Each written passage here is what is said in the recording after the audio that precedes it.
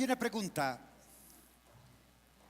en la que tú y yo debemos meditar cuando tomamos la decisión de ser padres, y yo creo que es de las preguntas que con mayor frecuencia, nosotros debemos hacernos.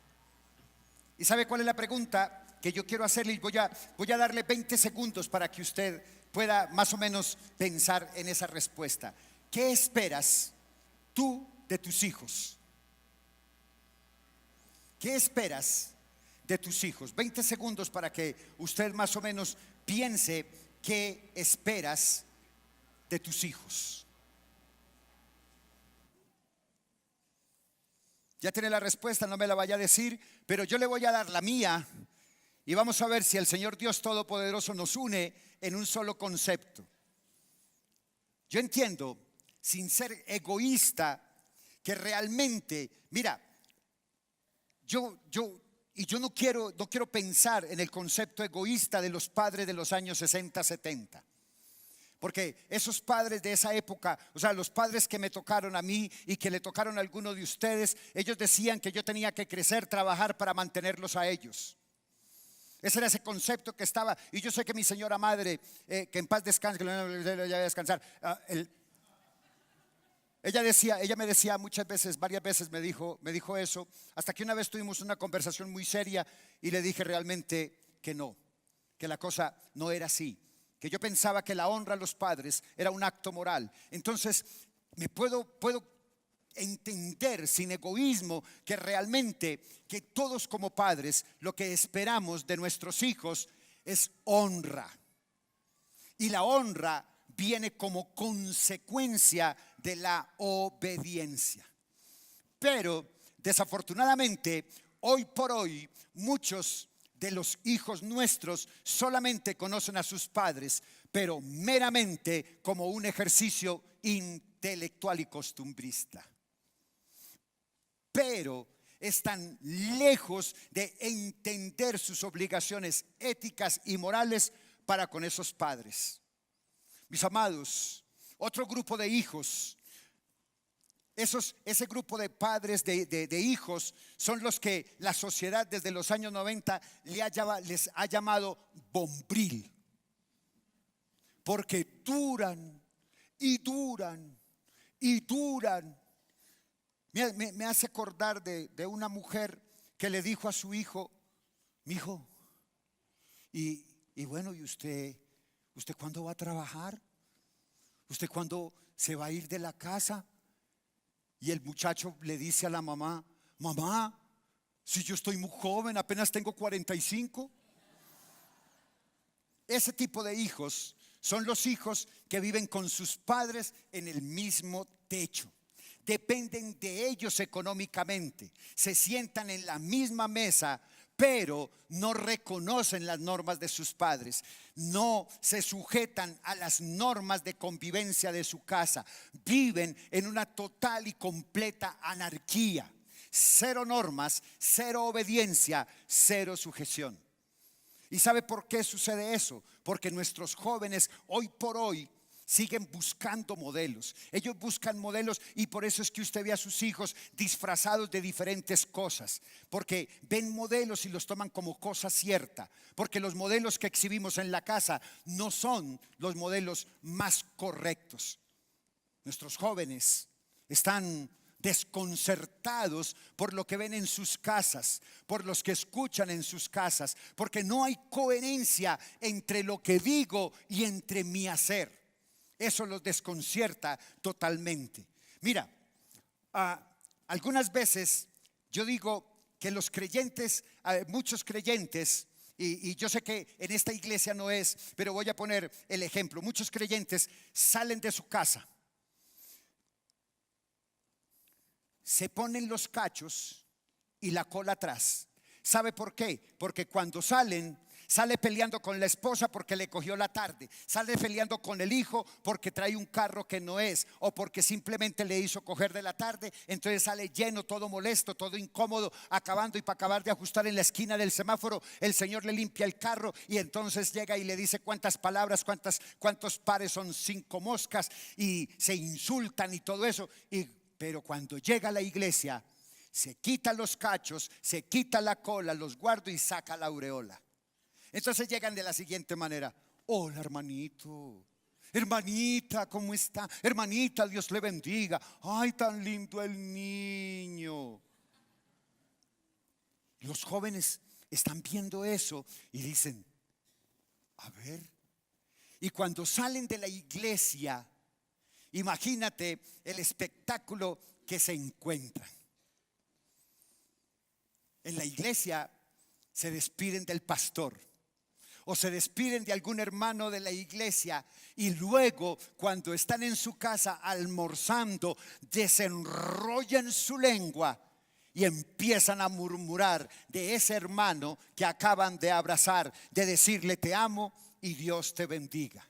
Qué incoherencia la que tus jóvenes ven. Por eso tus jóvenes dejan de creer, por eso tus jóvenes dejan de obedecer, porque no creen, porque no hay ningún tipo de coherencia. Otros, que desafortunadamente son muy pocos los que realmente conocen a sus padres, están con ellos, están con sus padres, les dan toda la honra que ellos merecen desde la perspectiva bíblica. Mira, una manera inequívoca de demostrar que esos hijos conocen a sus padres, les aman, les respetan y les honran, es por medio de la obediencia. Para muchos, la obediencia no es más que una absurda costumbre de tiempos pasados. Para otros es un fantasma mental que ha contribuido a alienar las masas. Yo no sé si eso le acuerda los discursos populistas de la campaña electoral del siglo XXI, no solamente en Colombia, en todos los países de Sur a Centroamérica y en Europa, donde hablan de la alienación de las masas y creen que la religión es ese opio que aliena, y la obediencia a la religión aliena las masas. Mientras que para varios es algo arbitrario que en el lenguaje moderno de hoy ya no tiene cabida. Hoy la obediencia es algo mandado a recoger. Sin embargo, la obediencia es mucho más que todo lo que hemos mencionado anteriormente.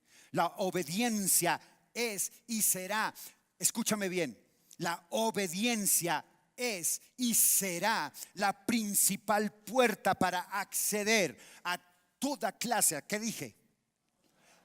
La obediencia es la puerta que abre para acceder a toda clase de bendiciones. Hermano, Dios no te bendice porque eres bonito, porque eres alto, porque eres esto o porque haces esto, lo demás acá. Dios te bendice por tu obediencia. Solo por tu obediencia. Mire, usted quiere que su vida sea diferente. Usted quiere salir de esa esclavitud que está sujeto debido a las circunstancias, a los malos momentos. Usted desea que en verdad su trabajo, su ministerio o su proyecto prospere. Usted anhela que toda su familia experimente abundancia integral. Si usted quiere todo eso, entonces debe empezar por obedecer.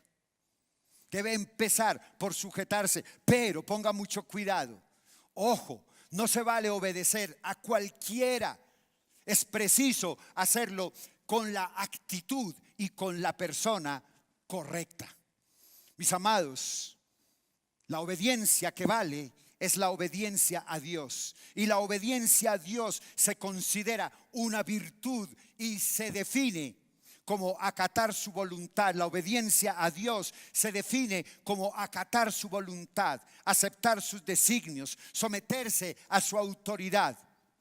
Es por tanto una actitud que todo ser humano debe aprender. Hermanos, la obediencia no nace conmigo. Cuando yo nazco, cuando su hijo nace, nace desobediente, porque lo que se convierte es en un manipulador. La obediencia es algo que hay que desarrollarlo con el paso del tiempo. La disciplina, la constancia y la motivación son 3 elementos que nos ayudarán a ser más obedientes. Mi amado, la disciplina, la constancia y la motivación son 3 elementos que nos ayudarán a ser cada día más obedientes. La obediencia, esa obediencia a Dios tiene que ser un hábito en tu vida. Es un hábito que vale la pena desarrollar. ¿Por qué? Porque vale la pena desarrollar. ¿Sabe por qué? Porque desatará en quien lo practique una serie de bondades, de bendiciones difíciles de calcular. La rebeldía no conduce a ninguna parte. La obediencia está llena de bendiciones. Un hábito es una acción que se repite una y otra vez. Hay conocedores que dicen que cuando yo practico un hábito durante 21 días sin parar, ya se convierte en parte de mi conducta de vida. Hay hábitos positivos y hay hábitos negativos. Los primeros hábitos producen toda clase de beneficios, mientras que los segundos solo traen amargura, dolor y frustración en quienes lo practican. Por tanto, mi amado, por tanto, Iglesia del Señor, cultivar hábitos positivos hará de nuestra vida una vida sana, una vida productiva, una vida plena y una vida feliz. ¿Sabe, mi hermano? ¿Sabe por qué a mí me llama mucho la atención este texto? Porque cuando yo veo una persona que está diciendo que es cristiana y yo le veo la cara larga y yo los veo como todos apesadumbrados, como todos decaídos, yo digo, aquí hay un problema de coherencia. O es un cristiano verdadero y está pasando por un trato de Dios, o simplemente es un hombre no obediente, un ser humano no obediente y Dios no está con él. La falta de obediencia es una de las situaciones más difíciles que enfrenta el ser humano hoy por hoy. Quiero invitarte para que tomes tu Biblia en la primera carta del apóstol Juan, en el capítulo 2.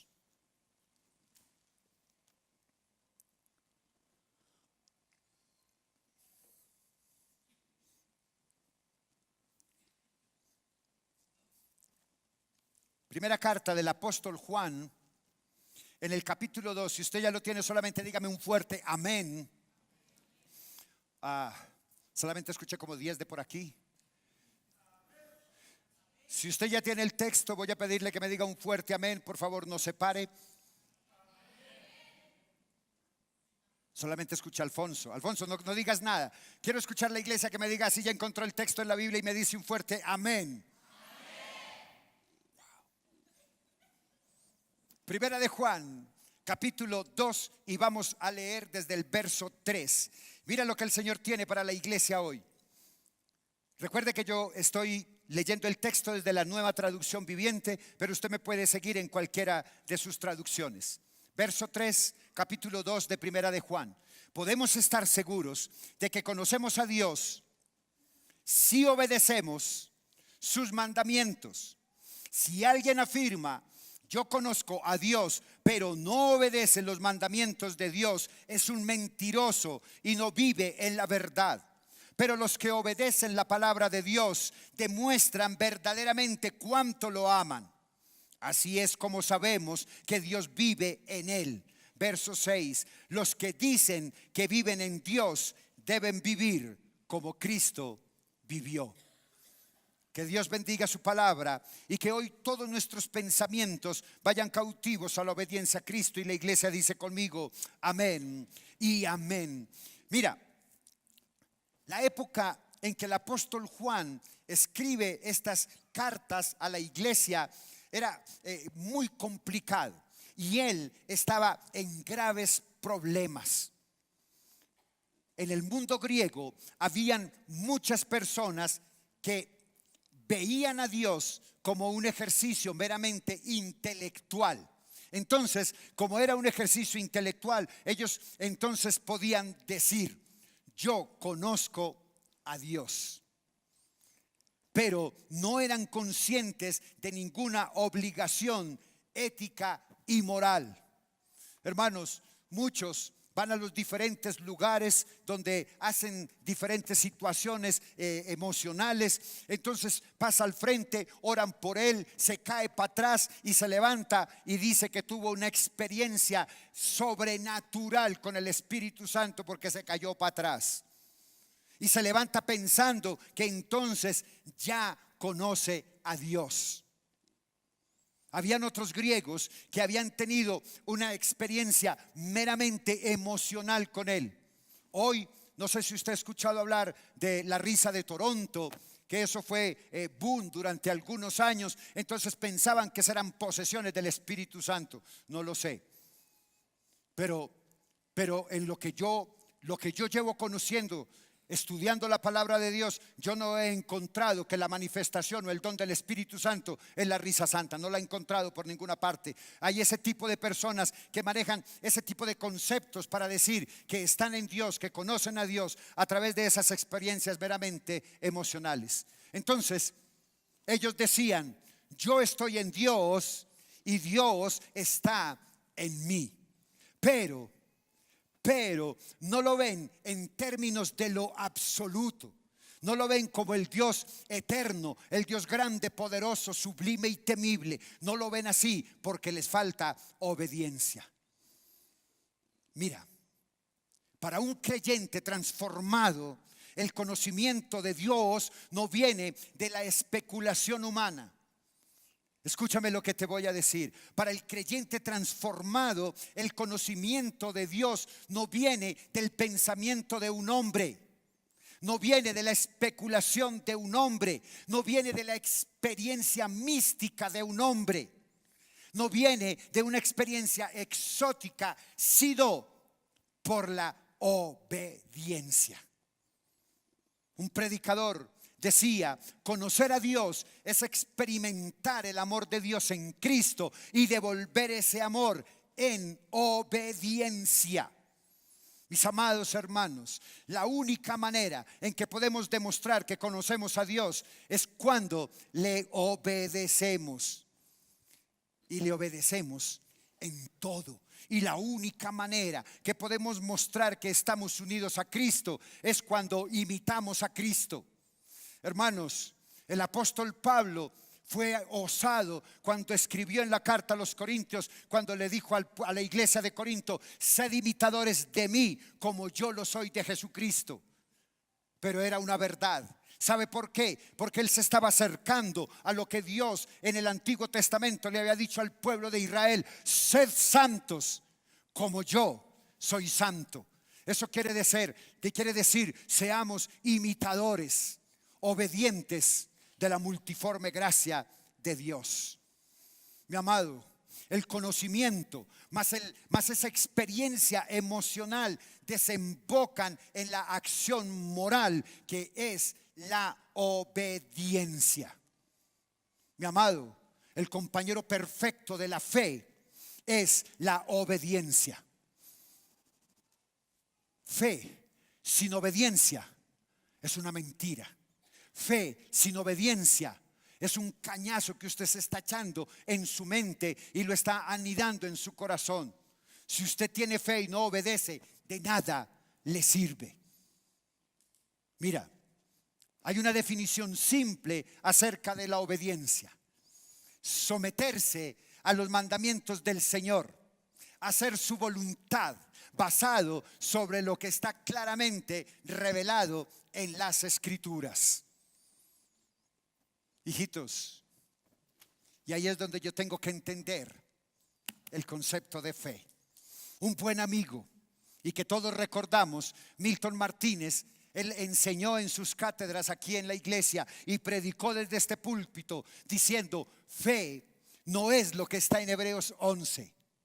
La definición de fe para un creyente es mucho más que eso, más que una definición. Fe es creer que lo que está en la palabra de Dios es verdad y se cumple. Desde Génesis capítulo 1:1 hasta Apocalipsis 22:21. Eso es fe. Ahora podemos definir la fe y decir: es pues la fe, la certeza de lo que se espera, la convicción de lo que no se ve. Fe es creer sin ver. Pero lo que está aquí, en los 66 libros, en los 1186 capítulos y en los más de 32.570 versículos, es que toda es verdad y se cumple. Y se obedece. Toda. Un hombre que respeto mucho y recomiendo siempre son John MacArthur hijo y John MacArthur padre. John MacArthur padre dice: la obediencia es tan fundamental. Escúchame bien. La obediencia es tan fundamental que si no está presente en la vida de quien dice ser cristiano, la fe de ese debe de ser cuestionada. Mi amado, si tu estilo de vida no es coherente con lo que dices, tu fe debe ser cuestionada. Por eso, en esta iglesia hablamos de un estilo de vida. En esta iglesia no hablamos de activismo, no hablamos de actividades. En esta iglesia hablamos de intimidad con Dios. Eso es lo que me lleva a reflejar coherencia. Eso es lo que me lleva a que los que me rodean digan: es verdad, porque Él lo vive. Hermanos, el Señor Jesucristo no amasó las masas, ni es el Señor Jesucristo hasta hoy, no porque fuera Dios, sino por lo que Él decía, era lo que Él vivía. Y nadie, ninguna persona podía decir que Él erraba en su comentario. Todos los que profesamos fe en Jesucristo tenemos también que demostrar esa fe mediante la obediencia a la palabra de Dios. Mira, a mí me toca supremamente este texto de la palabra de Dios, y yo quiero pedirle que me acompañe al Evangelio de Juan en el capítulo 8, verso 31. Evangelio de Juan, capítulo 8, verso 31. Jesús le dijo a la gente que creyó en Él: ustedes son verdaderamente mis discípulos si se mantienen en un campamento de hombres, en un campamento de mujeres, o si van a un encuentro con 4 evangelistas que están en el Simón Bolívar, o van a un concierto con Gilson. ¿Sí? Es lo que dice ahí. Entonces, ¿qué es lo que dice? Serán mis discípulos si se mantienen fieles a lo que está aquí, a las enseñanzas de Dios. Mis amados, la obediencia es una parte integral de la salvación y la santificación de una persona. Sin obediencia no hay santidad ni santificación. El apóstol Pedro describe la salvación como un acto de obediencia. Mira lo que dice Pedro, dice: habiendo purificado vuestras almas por la obediencia a la verdad. ¿Y cuál verdad? Esa verdad que es el evangelio. ¿Y cuál es el evangelio? Hermanos, es el evangelio del arrepentimiento. Juan Bautista empezó diciendo en Mateo capítulo 3, y luego el Señor Jesucristo continuó diciendo en Mateo 4:17: arrepentíos, arrepentíos, porque el reino de los cielos se ha acercado. Todos los que nacemos de nuevo, genuinamente, tenemos una nueva vida espiritual porque hemos oído la verdad contenida en las Escrituras, la hemos creído, la hemos obedecido. Mis amados, la obediencia es un compromiso de todos, desde el Antiguo hasta el Nuevo Testamento. Mira, yo quiero que me acompañes a este paralelo que establecí entre la obediencia determinada desde Moisés hasta el Nuevo Testamento. Vaya conmigo a Éxodo capítulo 24. Éxodo capítulo 24, desde el verso 3, dice: después Moisés descendió. Escúchame bien, después Moisés descendió y le repitió al pueblo todas las instrucciones y ordenanzas que el Señor le había dado, y todo el pueblo respondió a una sola voz: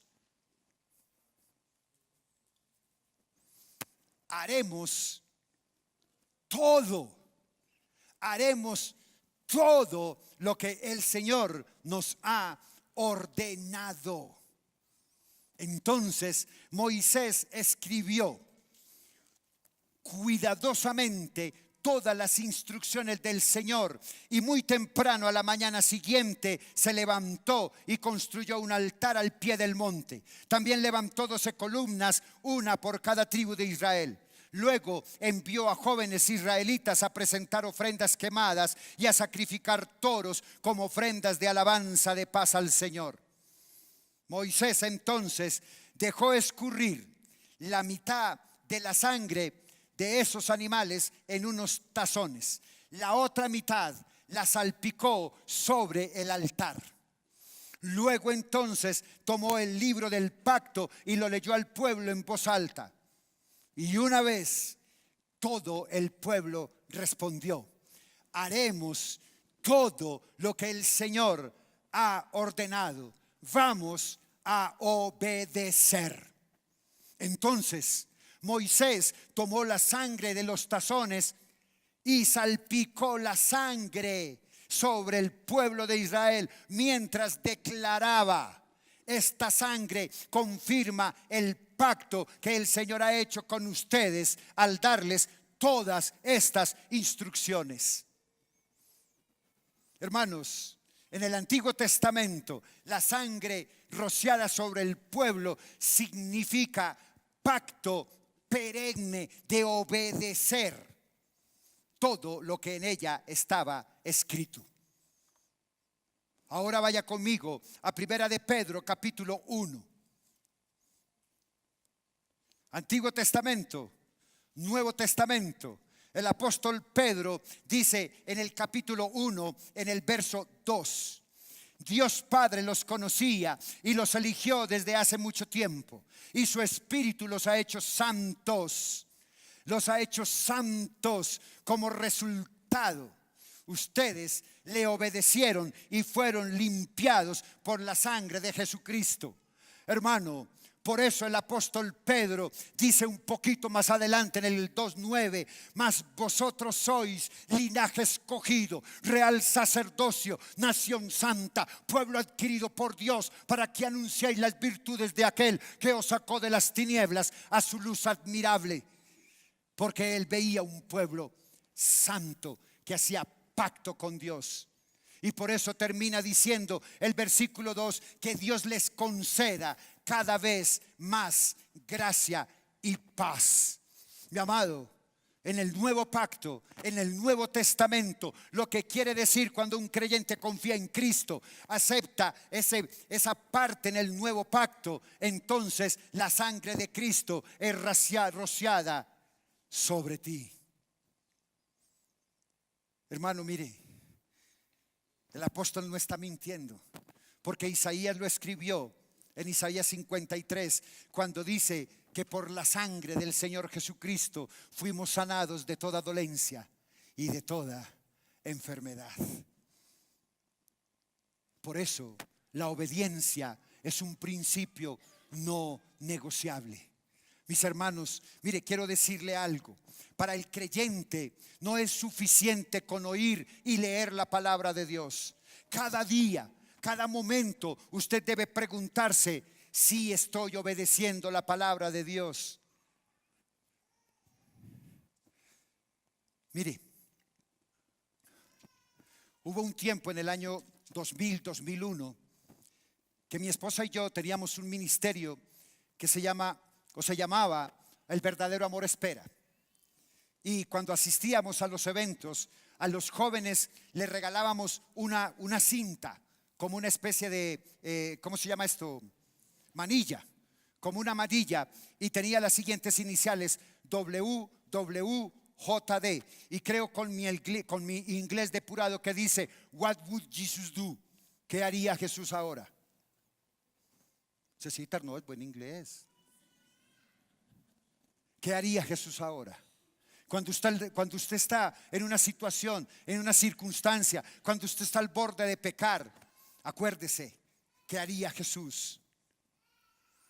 ¿Qué haría Jesús? Mira, Santiago también nos invita para que nosotros podamos entender ese concepto de la obediencia. En Santiago capítulo 1, verso 23, mira lo que dice: pues si escuchas la palabra y no la obedeces, sería como ver tu cara en un espejo.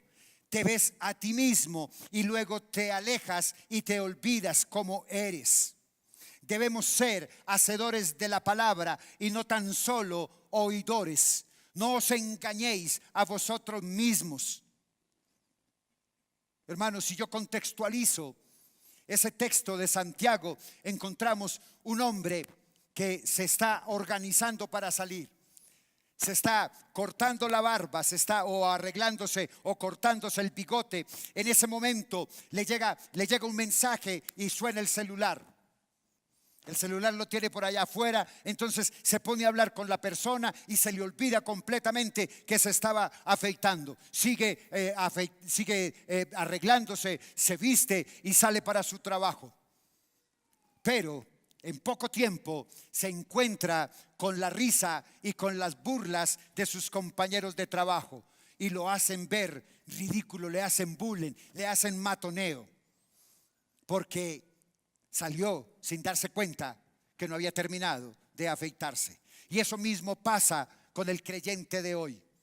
Ese creyente que solo oye y lee la Biblia, se aleja y no aplica nada a su vida. No se percata de su condición espiritual y vive engañado con respecto a su vida espiritual. Mi hermano, no es suficiente con venir a la iglesia un domingo. No es suficiente con que usted venga y usted salga lleno un domingo, pero no haga absolutamente nada en 3 semanas. Yo voy a ponerle un reto. Si usted cree que está bien alimentado espiritualmente, voy a ponerle un reto como una analogía. Vaya hoy a su casa y cómase un buen almuerzo con entrada, plato central, plato final, postre y una bandeja paisa. Y no vuelva a comer absolutamente nada hasta el próximo domingo al mediodía. Usted me va a decir que no va a sentir náuseas, ganas de vomitar, se le baja la tensión, se enferma, va para la clínica porque no está ingiriendo alimentos, está, ¿cómo se dice? Cuando pierdo mucho líquido, deshidratado. Estoy deshidratado. Lo mismo pasa en su vida espiritual. Si usted viene al servicio de adoración, pero no está en un grupo de vida, si usted no está ejerciendo el servicio, entonces, y si no se está alimentando con su vida devocional, está muriendo espiritualmente, así como muere su cuerpo físico. Yo quiero que usted se conteste una pregunta: realmente, si estamos obedeciendo. Mi amado, porque si usted siente en su corazón hoy que está obedeciendo, entonces el versículo 25 de Santiago 1 es esta para usted: la promesa que tiene para los creyentes obedientes. Escúchame: pero si miras atentamente en la ley perfecta que te hace libre y la pones en práctica, y no olvidas lo que escuchaste, entonces Dios te bendecirá por tu obediencia. Mi amado, Dios no se cansa de decirte: yo quiero bendecirte, hijo mío. Yo quiero llenarte de bendiciones. Yo no quiero guardarlas aquí. Yo quiero que tú las disfrutes en la tierra. Pero si tú no tienes un corazón obediente, pero si tú no decides obedecer a Dios Jehová de los ejércitos, no vas a poder experimentar esas bendiciones. Santiago lo dice, pero mira que hay otro también que es bien interesante en Ezequiel capítulo 36. Si usted quiere, vaya conmigo. Ezequiel capítulo 36 en el verso 25. Mira lo que es palabra de Dios. Dice: entonces los rociaré con agua pura y quedarán limpios. Lavaré su inmundicia y dejarán de render culto a ídolos. Escucha, les daré un corazón nuevo y pondré un espíritu nuevo dentro de ustedes. Les quitaré ese terco corazón de piedra y les daré un corazón tierno y receptivo. Pondré mi espíritu en ustedes para que sigan mis decretos y se aseguren de obedecer todas mis ordenanzas.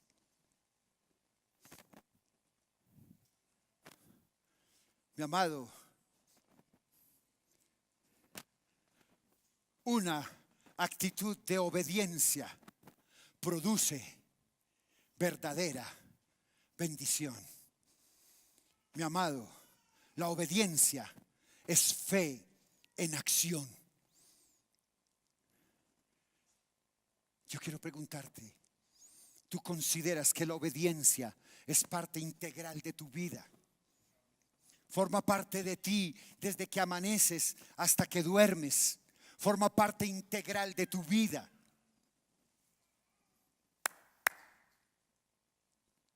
Hay un arrepentimiento genuino en su vida. Usted ya se ha arrepentido de todos sus pecados, de los que usted considera pecados y de los que considera que no son pecados también, como el orgullo, la soberbia, la suficiencia, la prepotencia, la murmuración, la crítica, el juzgar. Usted se arrepiente cuando miente, porque la mentira es pecado y daña el corazón de otro. ¿Tienes un corazón perdonador? Sobre todo con los que más daño te hacen. ¿Has perdonado ese que te debe 500,000 pesos y no te los quiere pagar? Si me los debe a mí, me los paga, por favor. Pero ya lo perdonaste. Dejaste de amargar tu corazón por esa plata que estaba extraviado, o por ese daño que te causó esa persona, por desamor o por lo que sea. Tienes la suficiente humildad para pedir perdón cuando te equivocas. Has tomado la decisión de servir como parte de ese proyecto de Dios, bendecir a otros, compartir de lo que Dios está haciendo en tu vida. Hermanos, la invitación hoy es para que califiques tu obediencia. Hermano, yo quiero decirle algo. Cuando nosotros iniciamos el proyecto de esta iglesia, los activos que teníamos no sumaban 20 millones de pesos, teniendo la oficinita que teníamos ahí en Centro Comercial. Dios no paró de bendecirnos. Y una cosa que yo le puedo decir: esta no es una iglesia que ofrenda. Esta es una iglesia tacaña, porque solamente el 22% de los capacitados para entregar ofrendan. Y somos una iglesia de 600. Saca el 22%. Y así todo, Dios ha seguido siendo fiel, porque Él ha bendecido los que obedecen.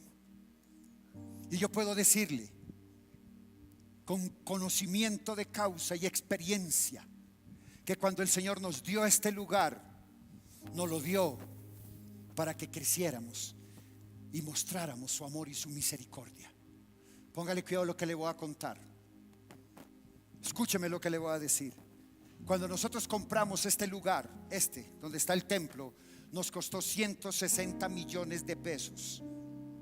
Cuando compramos la casa donde está la fundación y las oficinas, nos costó 150 millones de pesos. ¿Cuánto da eso? 310 millones de pesos. Yo no sé de dónde salieron, pero una cosa le puedo decir: hoy yo no le dejo tocar estas instalaciones por 5.000 millones.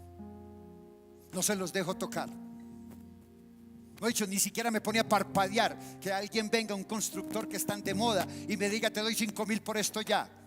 Ni siquiera me pone a parpadear, ni siquiera me pone nervioso, porque ahí es donde yo veo la misericordia de Dios. De 310 millones a lo que nosotros hoy tenemos, sí o no, es la pura misericordia de Dios, y no se la debemos a nadie. A nadie. Y yo quiero decirle, iglesia, esta iglesia no es una iglesia limosnera. Alguien se molestaba conmigo y me regañaban porque me decían: pastor, ¿tú por qué no predicas con más frecuencia sobre diezmos? Y yo creo que es orgullo de parte mía. Y la verdad, yo les digo, iglesia, soy orgulloso. Soy muy orgulloso. Y yo no sé pedir. La verdad, a la única persona que le he pedido es a mi esposa, y se casó conmigo. No sean mal pensados, le pedí matrimonio y se casó conmigo, pero yo nunca he pedido. Y me decían: es que es la responsabilidad de la iglesia enseñarle a la iglesia a entregar sus ofrendas. No, esa no es responsabilidad de la iglesia, eso es obediencia. Es obediencia. Si usted no siente obedecer en sus ofrendas, usted no lo hace por más cátedra y por más doctrina que le dé. Entonces dejé de atormentarme por eso, de saber que nosotros teníamos que pagar los servicios y la ofrenda no daba, que teníamos que pagar la nómina y la ofrenda no daba. Pero Dios nos enseñó a administrar los recursos con celo, y hemos podido ir adelante en todo. Y ninguna persona que haya trabajado en este lugar ha salido sin la liquidación en la mano. Nunca le hemos dicho a una persona el día de la quincena: no le puedo pagar porque no hay plata. Nunca le hemos dicho a una persona: no tenemos con qué darle o no tenemos con qué pagarle. Jamás nos han venido a cortar los servicios y les hemos tenido que dar 5.000 pesos al trabajador para que no nos corte el agua o la energía. Jamás. Siempre Dios ha provisto por su misericordia. Hermano, ¿sabe por qué? Porque aquí obedecemos al Señor. Y yo no sé, mi amado, si usted entrega su ofrenda. No, a mí no me importa, porque yo soy empleado de la iglesia. Yo no cojo sus ofrendas y me las guardo. A mí me pagan un sueldo también aquí, y de ese sueldo me gozo y me lleno de alegría. O sea que si usted ofrenda o no ofrenda, ese no es mi problema, ese es su problema de obediencia delante de Dios. Y dejé de cargarme con eso, dejé de incomodarme por eso, para hoy poderle decir: Señor, gracias, porque hasta aquí tú has sido fiel, porque hasta aquí tú has estado con nosotros, porque hasta aquí tú has ido adelante llevando esta iglesia, y sé que la va a llevar por muchos años más. Clamo a Dios por pastores, clamo a Dios por hombres que se levanten y vayan conmigo a llevar la iglesia a una perfecta intimidad con Dios.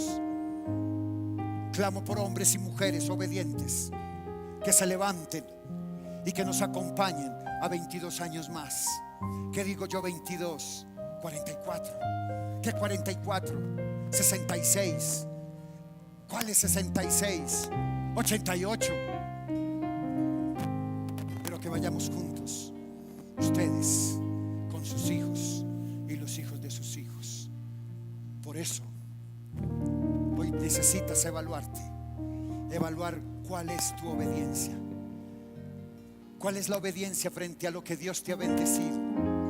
Permite hoy que el Espíritu Santo ministre tu corazón, que Él te sane, pero solo será si y solo si tú te arrepientes y restauras tu obediencia a Dios. Hermano, no se pierda de las misericordias de Dios por no obedecer. Obedécele a Él y Él se glorificará en ti. Por eso Hoy vamos a dar gracias a Dios